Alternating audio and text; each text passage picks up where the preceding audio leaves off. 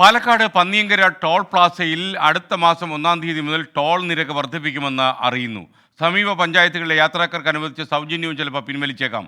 പണി പൂർത്തിയാക്കാതെ അമിത ടോൾ ഈടാക്കുന്നുവെന്ന് ആരോപിച്ച പ്രതിഷേധം ശക്തമാക്കാനാണ് പ്രാദേശിക സംഘടനകളുടെ തീരുമാനം. പാലക്കാട് നിന്ന് നിഖിൽ പ്രമേഷ് നമുക്കൊപ്പം ചേരുന്നു. നിഖിൽ, ഗുഡ് മോർണിംഗ് എഗെയിൻ, പറയൂ.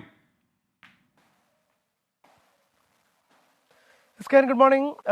ഏപ്രിൽ 1 മുതൽ ഈ പുതുക്കിയ ടോൾ നിരക്ക് പ്രാബല്യത്തിൽ വരുത്താനാണ് ഇപ്പോൾ തീരുമാനം.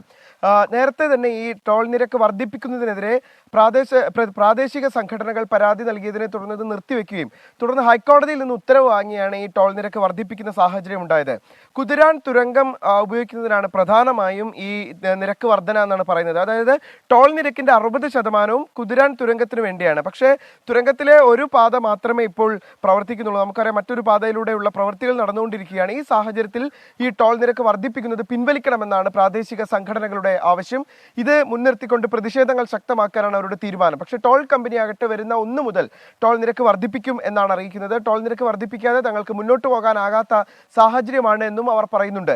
പൂർണ്ണമായി പണി പൂർത്തിയാക്കിയ ശേഷമാണ് സാധാരണഗതിയിൽ ഈ ടോൾ പൂർണ്ണാർത്ഥത്തിൽ വാങ്ങാറ്. പക്ഷേ അതിവിടെ സംഭവിച്ചിട്ടില്ല. ഇനിയും പലതരത്തിലുള്ള പ്രവൃത്തികൾ പൂർത്തിയാകാനുണ്ട് എന്നിരിക്കെ ഈ ടോൾ നിരക്ക് വർദ്ധിപ്പിക്കുന്നതിലാണ് നാട്ടുകാരുടെ പ്രതിഷേധം. അതോടൊപ്പം തന്നെ സമീപ പഞ്ചായത്തുകളിലെ ആളുകൾക്ക് കഴിഞ്ഞ ഈ ടോൾ പിരിവ് ആരംഭിച്ച ഘട്ടം മുതൽ സൗജന്യം നൽകുന്നുണ്ട്. ആ സൗജന്യവും പിൻവലിക്കുമെന്നുള്ള വിവരങ്ങളാണ് ലഭിച്ചുകൊണ്ടിരിക്കുന്നത്.